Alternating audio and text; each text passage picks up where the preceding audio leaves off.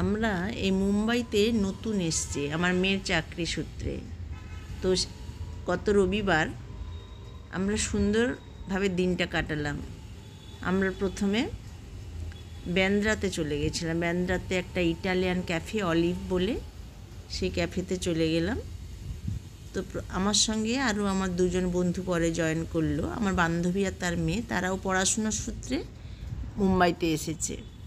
তো প্রথমে আমাদের বসাতে তো ওরা যেহেতু সব দিয়ে গেল আমাদের কী খাবার অর্ডার নেব, তো আমরা বললাম আমাদের দুজন বন্ধু আবার আসবে, ওরা আগে আসুক তারপরে আমরা অর্ডার করব। দারুণ সুন্দর এই ক্যাফেটা, চারিদিকে সবুজে ভর্তি।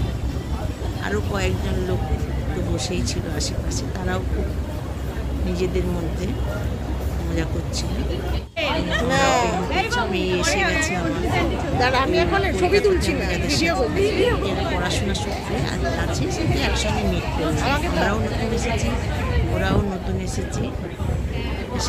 তো আমরা প্রথমে তো প্রতিদিন কি চলছে আমাদের জীবনে সেইগুলো আলোচনা করলাম।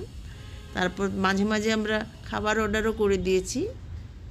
তো ওয়াইন তো আমরা নিইনি, তো একে একে আমাদের বাচ্চাদের সাথে গেছি, যেহেতু তো ওদের ওই অনেক কঠিন কঠিন নাম কিন্তু এই খাবার, কিন্তু আমরা আমাদের মধ্যে সহজ ভাষায় ওই চিকেন স্যান্ডউইচ খুব সুন্দর খেতে, আমরা ইটালিয়ান পিৎজা আমরা সাদার দিন যেটা হবে খুব খারাপ, যতটা ভালো ভেবেছিলাম ইটালিয়ান ক্যাফেতে পিৎজা 450 কিন্তু সব থেকে ভালো এত ইয়ারের একটা খোলা মেলা, তোমাকে বদ্ধ লাগবে না। মজা করে করে সব খাচ্ছিলাম। ওয়ান রুম ফ্ল্যাটগুলো ওরকমই, ওরকমই দাম।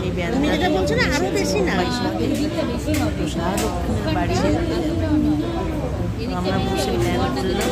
তো এই ক্যাবে করে পৌঁছে গেলাম। বললাম দাদা আমরা একটা ক্যাব চালককে বললাম যে আমাদের লোকের শাহরুখের বাড়ি, তো ওরাও বুঝে গেছে যে আমরা এখানে নতুন, আমাদের এই নিয়ে গেল। আর ওখানে গিয়ে দেখলাম শাহরুখ খানের বাড়ির রান্নাতে কনস্ট্রাকশন হচ্ছে, তো সেই জন্য শাহরুখ খান তো ওখানে নেই, কিন্তু প্রচুর লোকের ভিড় ফটো তোলার জন্য, এই মান্নাতের সামনে ফটো তোলার জন্য।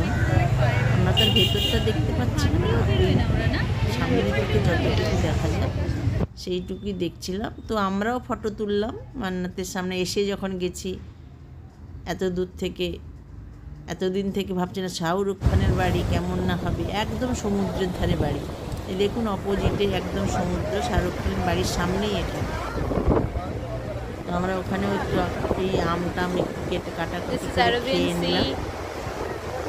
তারপরে ওখান থেকে ভাবলাম কোথায় যাবা, তো ওখান থেকে আমরা ক্যাব বুক করে ওখানে একটা লোকাল মার্কেট, লোকাল মার্কেটে চলে গেলাম। তো যাওয়ার সময় ওই ক্যাব চালক আমাদের রেখাজির বাড়ি, সলমান খানের বাড়ি, ক্যাবে বসেই দেখছিলাম, নামিনি আমরা কোথাও। দেখলাম সলমান খানের বাড়ির সামনে প্রচুর সিকিউরিটি, সব গাড়ি ভাড়া, দামি গাড়ি সব দাঁড়িয়ে আছে। যেতে যেতেই দেখলাম, আর নেমে দেখিনি। আর শাহরুখ খানের বাড়ির সামনেই যা নেমেছিলাম, সমুদ্রে কিছুক্ষণ, সমুদ্র পাড়ে কিছুক্ষণ সময় দিয়ে আমরা ধীরে ধীরে পৌঁছে গেলাম।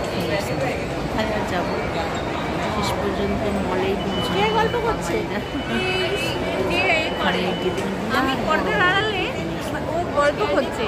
বিশাল বড়, সবাইকে ভিডিও করে নিচ্ছে কিন্তু। হ্যাঁ, ওখানে দেখলাম আরও বড়, আমার বিশাল বড় এই জিনিস।